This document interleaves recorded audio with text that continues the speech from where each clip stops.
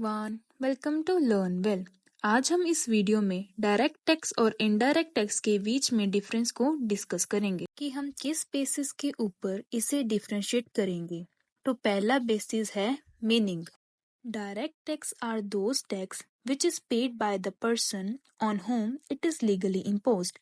Direct tax वो tax होता है जो कि डायरेक्टली पे किया जाता है जिस पे वो इम्पोज होता है। Whereas indirect tax are those tax which is imposed on one person but is paid by the another. जबकि इनडायरेक्ट टैक्स वो टैक्स होता है जिस पे इम्पोज होता है, एक्चुअल में वो बियर नहीं करता है, टैक्स बर्डन शिफ्ट कर दिया जाता है। Second basis is burden. Direct tax का बर्डन हम शिफ्ट नहीं कर सकते, जिस पर चार्ज होगा उसे पे करना ही पड़ेगा, वो शिफ्ट नहीं कर सकता है बर्डन को।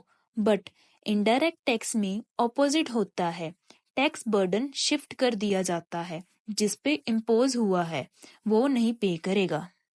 Third basis is nature.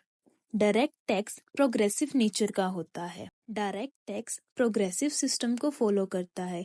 Progressive means अगर आपने ज्यादा इनकम कमाई है तो ज्यादा टैक्स देना पड़ेगा, प्रॉफिट ज्यादा है तो टैक्स भी ज्यादा देना पड़ेगा।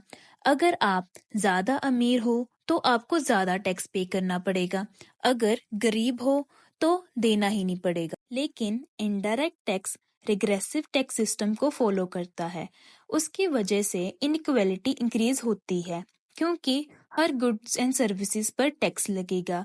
उससे यह मैटर नहीं करता है कि आपकी पेइंग कैपेसिटी क्या है, अगर गुड्स एंड सर्विसेज पर अप्लाई होगा तो हर किसी को पे करना पड़ेगा, चाहे वह अमीर है चाहे वह गरीब है।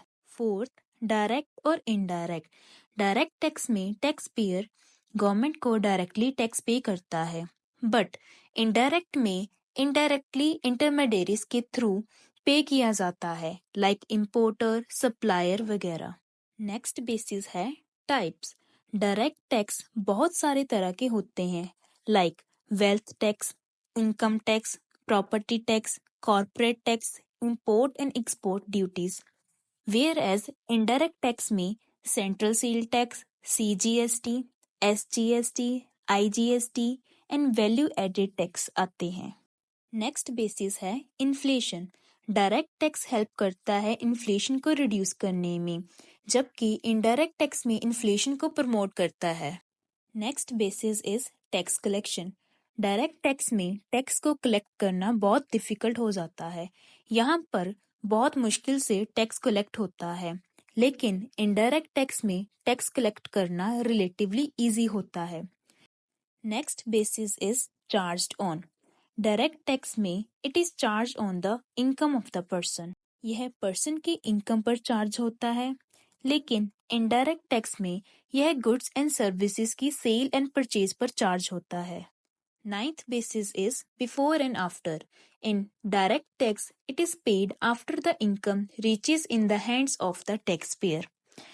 जब पर्सन को उसकी इनकम हाथ में आ जाएगी तभी वह टैक्स पे करेगा, but in indirect tax before the goods and services reaches in the hands of tax payer. लेकिन इनडायरेक्ट टैक्स में गुड्स एंड सर्विसेज हमारे पास आने से पहले ही हमें टैक्स पे करना पड़ता है। और the last basis is example.